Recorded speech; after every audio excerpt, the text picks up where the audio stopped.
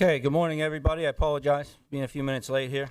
Welcome to the House Liquor Control Committee. We will call the meeting to order and begin by taking the roll, and also want to remind folks that this meeting is being recorded. James, can you please take the roll? Deasy, Here. Benham, Vote. Oh, I'm sorry. Brown, Yeah. Designation. Cerisi, Designation.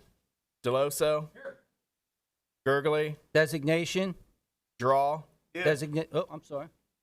I have the wrong. Guzman, Designation. Isaacson, Kenyatta, Malagari, McAndrew, Present. Otten, Salisbury, Designation. B, Flood, Gatos, Kiefer, Ledbetter, Major, Mostello, Rigby, Smith, Stats, Stare. We have a quorum. Great. Thank you, James. First order of business, Senate Bill 688, printers number 710, sponsored by Senator Regan. Lynn, can you please explain the bill? The bill will allow spirit-based ready-to-drink cocktails to be sold outside of the state liquor stores in retail businesses that apply and receive a special permit. The bill gives wholesale rights to malt and brewed beverage importing distributors for distribution to retail businesses. Thank you. We do have one amendment to consider, Amendment A 5122, sponsored by myself. Lynn, can you explain that, please? The amendment would create a ready-to-drink cocktail permit to allow restaurant, hotels, distributors, importing distributors to sell ready-to-drink cocktails for off-premise consumption. There is a application fee of $2,500 and a renewal fee of 2% based on the sales of the LCB. 192 ounces could be sold for off-premise at RHs, and Ds and IDs would have unlimited distribution to consumers. The hours remain the same as they do for wine expanded permits, which would be till 11 p.m. Maintains the same protections with regards to transaction scan devices, registers, and ramp training. In-state distillers would be able to continue to sell directly for on-premise consumption or for off-premise from their facilities. The licenses would be permitted to,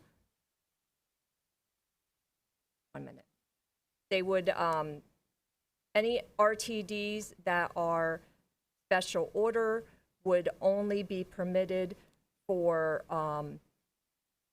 on-premise, not for off-premise. Taxes are the same as they are for wine expanded permits, and about it.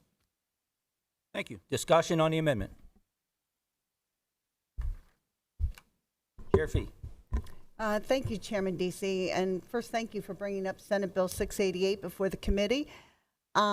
Respectfully, I'm going to be a no on the amendment. I just believe the underlying bill of 688 provides a better, superior framework right now in order to get RTDs out through the Commonwealth. But I'll talk more when we actually, when and if the bill runs as amended. So thank you.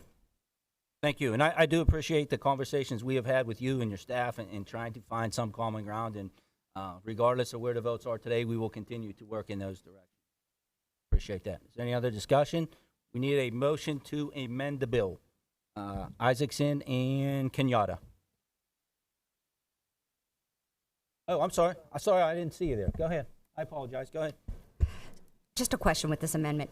Would it, I see in here it allows your small independent distilleries to make sales on premise only to the actual consumer. Would they still be allowed to go to, let's just say, their local restaurant or resort or wherever and make sales in larger volumes with this amendment of their Yes, products? the amendment would allow the continued operation of what they currently do, which is direct sales to licensees for on-premise, which is currently permitted. The only thing that is added is as we allow off-premise, those products move through the LCB. So they wouldn't be able to continue their off-premise sales. They'd have to take There those. is no off-premise from licensees now. That is added in the bill. There is the distilleries themselves are the only off-premise, and the LCB is the only off-premise. Okay, thank you. We had a motion by Isaacson, a second by Kenyatta. We will go to a roll call vote on this, please, James. DZ, Yes. Benham, Brown, Designation, yes. Deloso, Gurgley, Designation, yes. Drawl, Guzman, Designation, yes. Isaacson, Kenyatta, Malagari, McAndrew, Otten, Salisbury. Designation, yes. I think you missed Cerisi. Cerisi was a calling design- Oh, out. I did miss Yeah. Mr. Reese. I'm sorry. He is a designation, yes. Thank you. Fee, No. Flood, Gatos, Kiefer, Major, Rigby, Smith, Designation, no. Stats, Designation, no. Stare. Designation, no. Oh, Mistello and Ledbetter's Ledbetter. here. Mistello, I'm sorry. No. My sheet's messed. No. And Ledbetter. So I apologize. Who knows? Costello and Ledbetter are no. Okay, we got it? Yeah. Okay. Bill is amended. Now we will begin discussion on the bill as amended. Is there any question, discussion?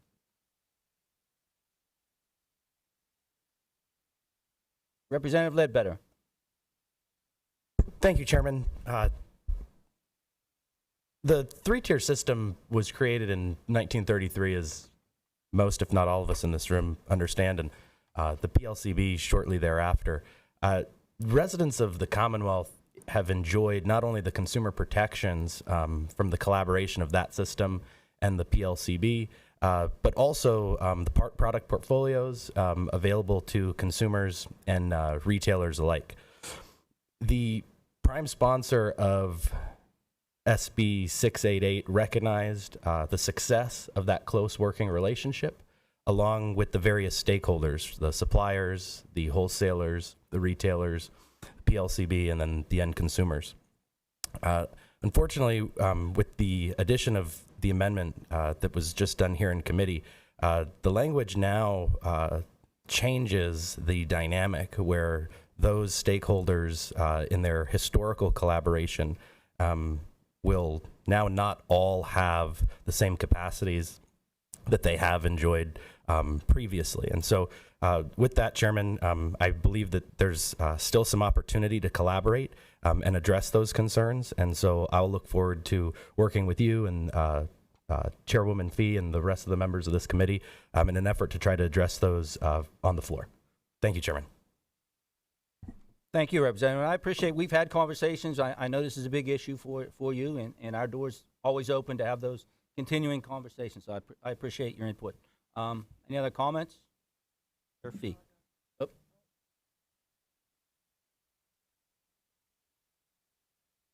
Thank you, Mr. Chairman. I appreciate the previous speaker, the Representative Ledbetter. Thank you for your comments. I do think that there is some room for opportunity for us to work a little bit better in collaboration and to bring more stakeholders together when this comes to the floor. I think that those conversations need to happen. I understand that there are concerns with some labor aspects, which we want to maintain and make sure that that is not affected. However, In addition to that, we also need to make sure that we're promoting our Pennsylvania-based manufacturers as well, watching out for them, and making sure that we're able to continue to have the consumer ability and the consumer aspect to grow this market as well. So that convenience part of it's important too. So I appreciate the compromise on this. Clearly, a compromise is when all parties walk away a little bit upset. And that's currently what's happening. So I appreciate that. And I look forward to being able to work a little bit closer as well. Thank you. Thank you, Representative Malagari. Any other comments, Chair? Oh, I'm sorry. Representative Gatos. Thank you, Mr. Chair. Just a quick question. When restaurants have to go to liquor stores to pick up their liquor, what happens? Will the liquor stores be delivering the other beverages, the RTDs, and if so, how? There is multiple ways that the product could get to our licensees, from pickup to delivery options. Many of the local restaurants do pick up, but there is situations where the product is delivered directly to our licensees.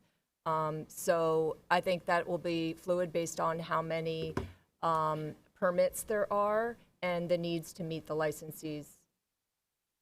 Thank you. I also agree that, for the previous speakers, that there's a lot of work that needs done on this bill. I think it's refreshing to see at least people working together to try to solve a lot of these problems. It is complicated, and so I do appreciate everyone willing to work together on this. Thank you. Next up, Chair Fee. Thank you, Chairman Deasy. And I just want to echo, too, Chairman Deasy is great to work with. We talk all the time, and he knows where I can do and what I can't do, as I do with him, and it's wonderful. And I really wanted to be a yes on this bill, because here's the bottom line for me. Consumers really don't care how the product gets to the shelves. They just want it to the shelves, period. And my background as a commission salesperson, which is what I am, I love competition. The liquor world doesn't seem to necessarily love competition. I get a little bit confused on some of that. But when we passed wine and beer to be able to go into the grocery stores and things, Pennsylvania wineries and breweries were able to sell direct off-premise. Now, I understand that the RTDs right now, the distilleries cannot. But to me, it feels like we're just kind of, as government, putting a thumb on some of those PA businesses. And I just can't agree with that. I mean, I just feel like if we're going to open it up, our PA businesses, I want to see them do great. I hope they have hundreds of employees. I hope they help more Pennsylvanians who could live here, make great livings, and move forward with it. So that's just where my hesitation is with this. But I certainly do hope we can get together and come to a solution on the one issue and figure out how to move forward. So thank you, Lynn. Also very helpful to me. So thank you. Thank you. Again, I appreciate the comments of everybody. It's been a lot of hard work from both sides, a lot of folks in this room, and we appreciate that input, and we continue to take into account that input that we are provided with. So, again, our door's open. It's only Tuesday. We're here all week, maybe till next week. We'll see. But anybody wants to have some conversations further, we're always amenable to that. So I just want to make sure we do point out, as others have as well, is it's about the consumer. This is an opportunity for us to provide more products to consumers. And we talk about younger folks nowadays and where their preferences are and stuff like that. So again, I think we're moving the agency, we're moving the state forward along those lines. So with that said, we will need a motion to report the bill in a second as amended. How about the guys down there? Gerald? McAndrew? Okay. All right, we have a motion and a second. James, can you please take the roll? Deasy, Yes. Benham, Brown, Designation, yes. Cerisi, Designation, yes. Deloso, Gurgley, Designation, yes. Giral, Guzman, Designation, yes. Isaacson, Kenyatta, Malagari, McAndrew, Otten, Salisbury. Designation, yes. B, Blood, Gatos, Kiefer, Ledbetter, Major, Mostello, Rigby, Smith, Designation no. Stats, Designation no. Stare. Designation no.